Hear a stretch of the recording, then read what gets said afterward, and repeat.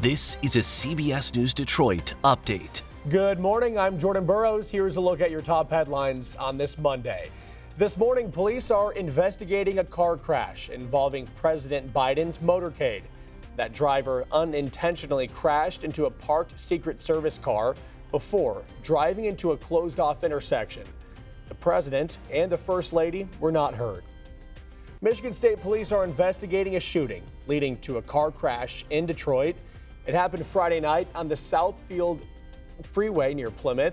Troopers found a 49-year-old man dead after he was ejected from his car, as well as a bullet hole in the truck bed. If you have any information, call police. In East Lansing, the Michigan State University Board of Trustees approving settlements with 3 families who lost loved ones in the mass shooting in February. The family of Alexandria Verner says they plan to use the money to superfund the scholarship they've set up in her honor. Her parents are also working with university leaders to repurpose Berkeley Hall, which is set to reopen next month. Meanwhile, the MSU Board of Trustees are releasing documents related to the sexual assault scandal involving disgraced sports doctor Larry Nassar. Michigan Attorney General Dana Nessel has repeatedly asked the university for more information. This has been withheld from law enforcement and the public for years. MSU leaders say attorney-client privilege is why the board refused to release those documents.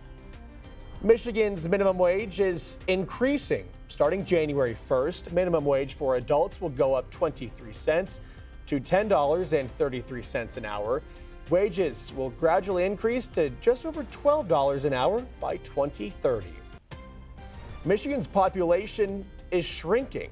That's according to a new report from the U.S. Census Bureau. The growing Michigan Together Council says it has a plan to bring people back by focusing on attracting young talent.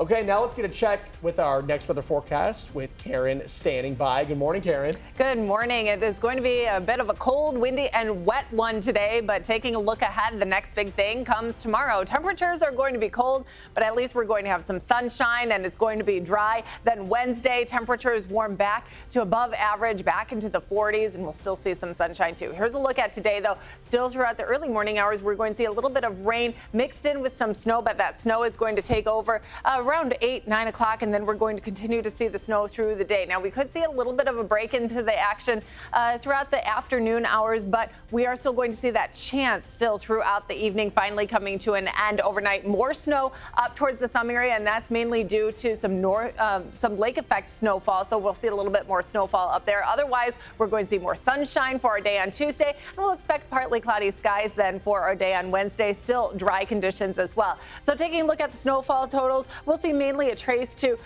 maybe about a half an inch, less than an inch, and then as we continue into the thumb area, we'll see a little bit more, up to an inch to possibly 3 inches locally. Otherwise, we're going to see that snow today into tonight, dry conditions, and then we're going to see another chance of some rain for the end of the week, but it's going to be a small chance. Here's a look at the next 7 days. We are going to see that rain and snow today. Temperatures dropping through the day, very windy conditions today with wind gusts in the mid 30-mile-an-hour range.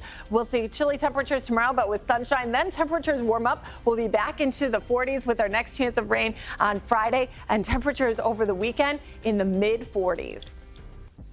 Okay, thank you, Karen. That's a look at your headlines. We'll be back later covering stories that matter to you on air and streaming on the CBS News app and Pluto TV.